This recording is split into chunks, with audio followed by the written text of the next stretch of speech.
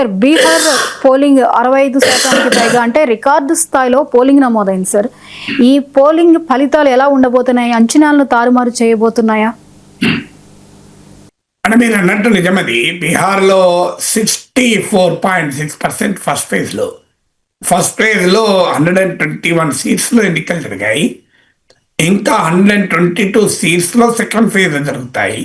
Total 243 seats, సగం సీట్లు ఇప్పుడు జరిగాయి. అందువల్ల టోటల్ ఓటింగ్ ఫిగర్ ఇప్పటికిప్పుడే మనం కంక్లూజన్కి రాలేము. ఫేజ్ 2 కూడా కలిపితే ఎంత ఓటింగ్ ఉంటుందని తెలుస్తుంది.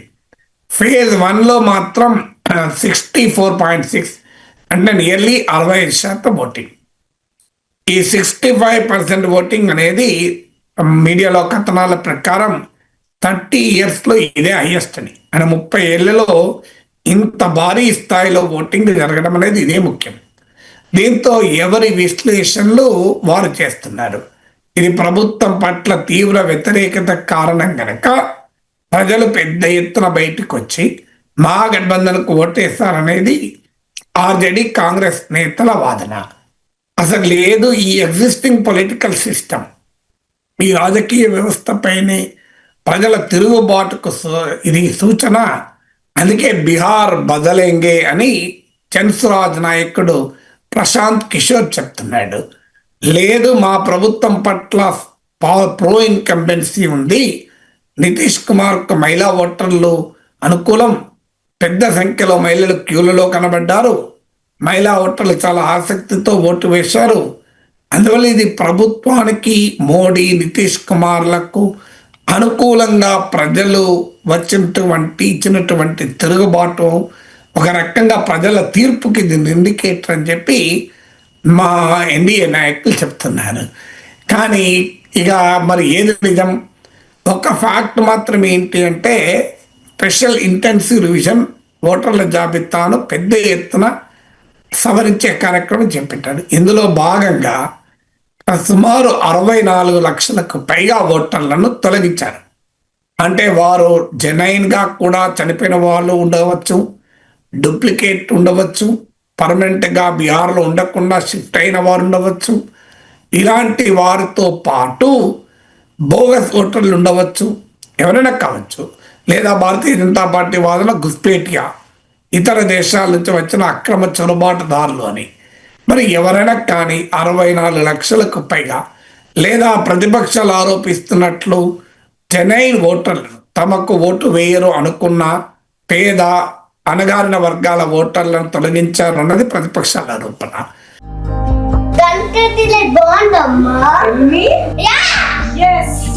కంట్రీ డిలైట్ బఫెలో మిల్క్ ని మా ఫ్యామిలీ వాళ్ళకి ఎప్పటి నుండో వాడుతున్నాను. ఈ పాల ఫస్ట్ యూజ్ నుండి నాకు దీనిపైన చాలా నమ్మకం వచ్చింది. Choose Country Delight and live better. ఏదైనా ఫ్యాక్ట్ ఏంటి అంటే 64 లక్షలకు పైగా ఓట్లను తొలగించబడ్డాయి. మరో 21.5 లక్షలు మాత్రం కొత్తగా చేరాయి. అంటే నియర్లీ 40 to 43 lakh ఓట్స్ గతంలో ఉన్న టోటల్ ఓట్స్తో పోలిస్తే తగ్గాయి. సో టోటల్ నెంబర్ తగ్గినప్పుడు ఆటోమేటిక్గా ఓటింగ్ పర్సంటేజ్ చాలా ఎక్కువ పెరిగినట్టు కనబడుతుంది. సో అందువల్ల సహజంగా అనేది స్టాటిస్టికల్ గా కూడా ఒక పెద్ద చేంజ్ వచ్చినట్టుగా ఇల్యూషన్ క్రియేట్ చేస్తుంది. అందువల్ల ఇది ఓటింగ్ భారీగా సంఖ్యాపరంగా పెరుగుదల కన్నా కూడా పర్సంటేజ్లో భారీగా కనబడుతోంది. కారణం టోటల్ నెంబర్ ఆఫ్ ఓటర్స్ తగ్గడం అనేది ఒక వాదన. అసలు అయితే భారతదేశంలో ఇప్పటి వరకు ఓటింగ్ సరళికి ఫలితానికి మధ్య ఇదే కొరిలేషన్.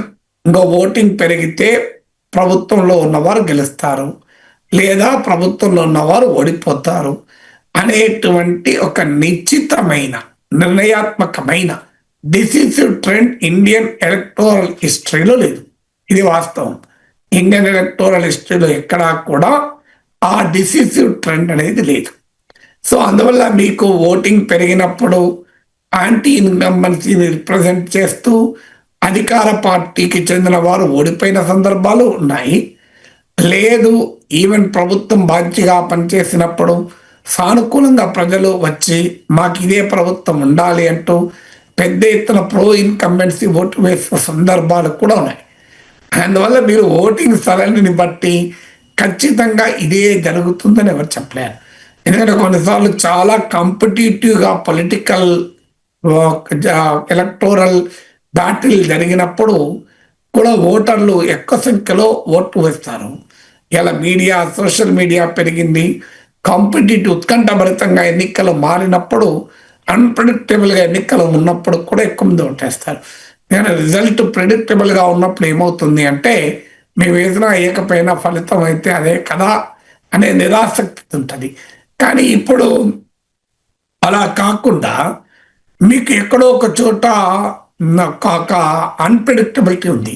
ఇప్పుడు వివిధ సర్వేలు కూడా చెప్తున్నాయి 1% కూడా తేడా ఉండదు రెండు కూటముల మధ్య అని. అందువల్ల రెండు వైపులా బలమైన కూటములు ఉన్నాయి. అనేక కులాలకు రిప్రజెంట్ చేసే రాజకీయ పార్టీలు ఉన్నాయి. రాజకీయ పార్టీలు పెద్ద ఎత్తున క్యాంపెయిన్ నడిపాయి. సో ఇలాంటి సమయంలో ఏమవుతుందంటే కాంపిటేటివ్ మొబిలైజేషన్ ఆఫ్ ఓటర్స్, అంటే ఓటర్ల పోలింగ్ స్టేషన్లకు అందరూ కూడా మొబిలైజ్ చేస్తారు.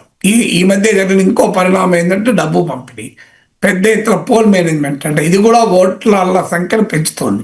ఎందుకంటే ఇప్పుడు రెండు పార్టీల నుంచి డబ్బులు తీసుకున్న వాళ్ళు ఓటు వేయకుండా ఉండలేరు. ఎందుకంటే ఓటు వేయకపోతే మళ్ళీ ఇచ్చిన డబ్బులు వెనక్కి తీసుకుంటారేమో అని భయం. డబ్బులు తీసుకున్నా గనక ఓటు వేయాలి కదా అని, ఇద్దరి దగ్గర డబ్బులు తీసుకున్నా ఎవరికో ఓటు వేయాలి కదా. సో అందువల్ల డబ్బు ప్రభావం వల్ల కూడా ఓటింగ్ సరళి పెరుగుతుంది. సో ఇలా రీజన్ ఒక్కటని చెప్పలేము, అనేక ఫ్యాక్టర్స్ ఓటింగ్ సరళికి పెంచే అవకాశం కూడా ఉంటుంది.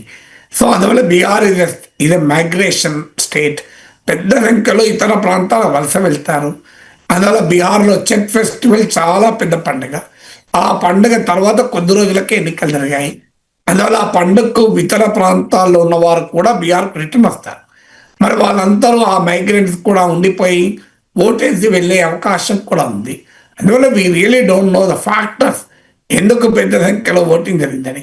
కానీ ఓటింగ్ సరళిని బట్టి ఎక్కువగా ఓటింగ్ అయితే ఒక రకం, తక్కువగా ఓటింగ్ అయితే మరో రకంగా ఎన్నికల ఫలితాన్ని ప్రెడిక్ట్ చేయడం మాత్రం చాలా కష్టం.